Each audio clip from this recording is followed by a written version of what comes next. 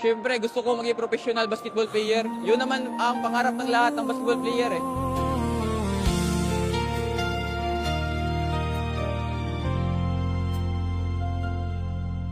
Bakit ka agad kinuha?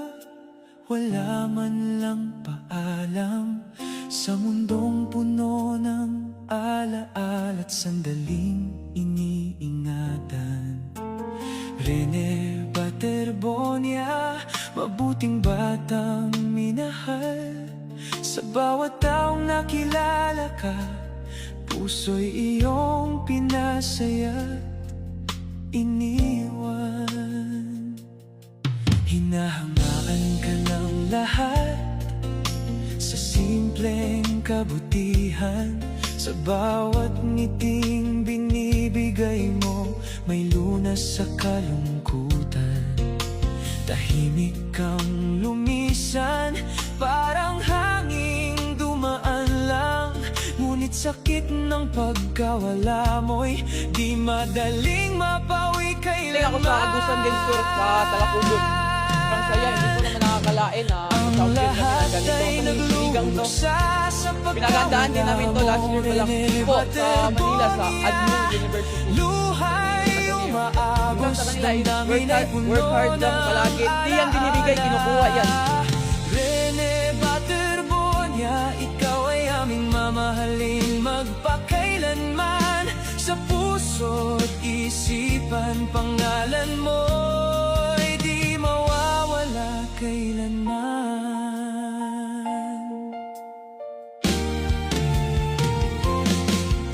Sa bawat dasal namin, ikaw ang laging binabanggit. Naway nasa payapang lugar ka na, wala nang sakit. Kung gaano ka kabuti, yan ang aming bitbit. Buhay mong maikiman, alaala mo'y walang hanggan sa dibdib. Bakit ba ang langit ay masyadong maaga kang kinuha? Kung kailan pa lang sana'y mas marami ka pang magagawa. Ngunit sa kabila ng sakit at luha sa mga mata, alam naming nasa piling ka na ng may kapal sa itaas na tahanan. Ang lahat ay nagluluksa sa pagkawala mo, Rene Baterbonia. Luhay umaagos, damdamin ay puno ng alaala.